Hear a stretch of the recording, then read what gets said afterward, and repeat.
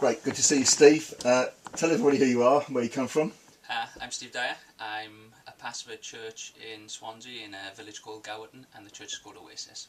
How long has it been going, and what are some of the challenges that you've faced as you've planted and grown a new church? Yeah, we started in January 2008, 6 of us in the living room in Gowerton.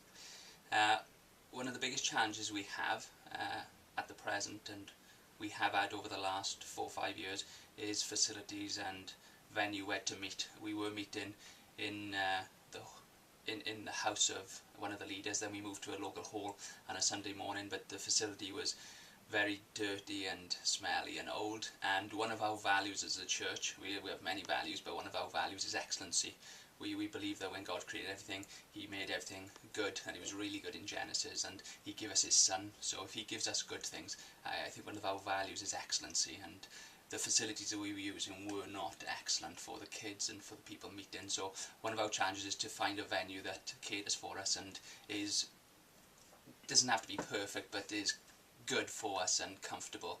And our struggle is to find a venue that can do that for us. So we did find a venue. We've been there for 3 years, and it's a function over the pub, but it's not available on Sundays. So that's our challenge, is to meet on another day of the week, and we meet on a Saturday morning, 10:30 to about 12:30, maybe 1 o'clock, and we've been meeting there for 3 years. We've just moved out of there into a local hall, but that has been one of our biggest challenge. I feel a bit funny saying that, because one of my challenges is Satan, sin, and the world, but add on to that, Sure. facilities. Right. Now, some of the cynics look at church plants and they say, oh, they only ever grow because of disaffected people from other churches coming along. And I guess you've picked up some other believers, but mostly your growth has been through conversions and people coming to faith. So tell us a couple of those good news stories over the last couple of years. Yeah, we're not a massive church, but I would say we're about 50 to 60% new converts. I would probably say that we've got about 25 people in the last 4 years committed their life to Christ and being baptised. I can give you a few stories, not many, but a few. But one of the ones that will always be deep in my heart is my best mate Rob. We grew up together in school, both from a non-Christian family. I became a Christian by reading the Bible at the age of 11.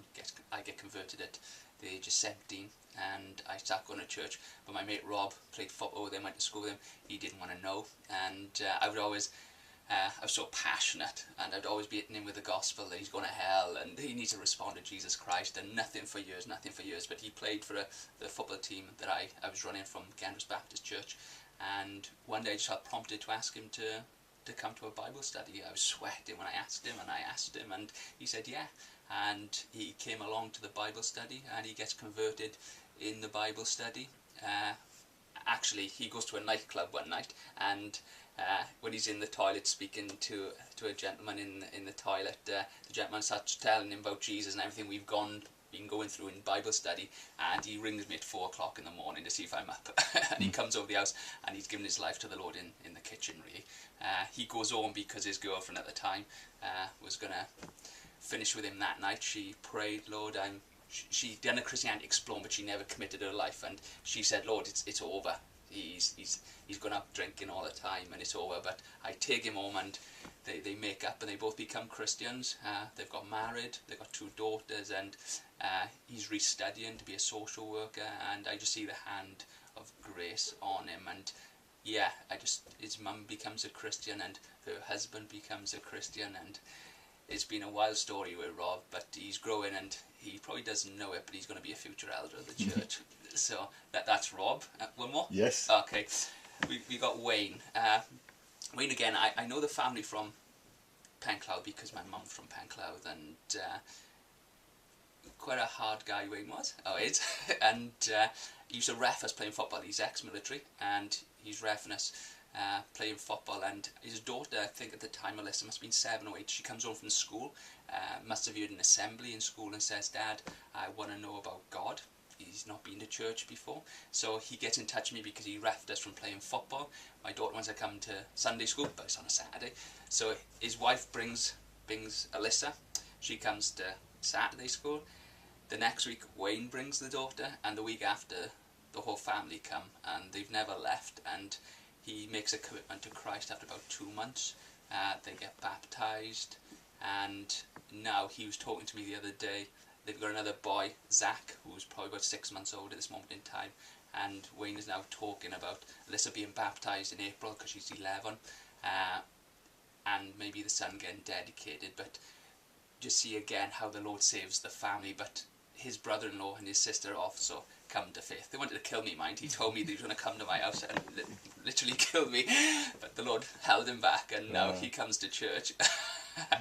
Fantastic. So yeah, them are to the stuff. families, Robert and Wayne, that have been so. There's others, but they've been really. I've seen just God's mighty hand to bring somebody from darkness into light. Fantastic. And it's just amazing seeing them being transformed. Very quickly at the end, hopes for the church for the future. What are your prayers for your own church for the future? Okay, good question. Many prayers. Firstly, that the church would grow in, firstly, their passion for Jesus Christ. I want them to love him and treasure him above all things. So my heart's desire is that they would mature in that, and they would be filled with the spirit of wisdom and revelation, so that they may know him more. That's my heart's desire for them, so I can present them perfect in Christ on the final day. So they grow in maturity, but my heart's desire also as a church is that we plant other churches. I want us to be a church that focuses in 3 different ways, really. Exaltation, in terms of our relationship with Christ. I want us to work on that. Edification, our relationship with each other, but also evangelism and our reaching out to the lost. So our heart's desire is to plant healthy churches that focus on them 3 relations, in exaltation, edification and evangelism. So that's what I want in Oasis Church, but I want to plant other churches. So when Oasis is ready and God's time is ready, that we would look outwards and hopefully reach other communities that need the gospel. Fantastic. Steve, thank you very much.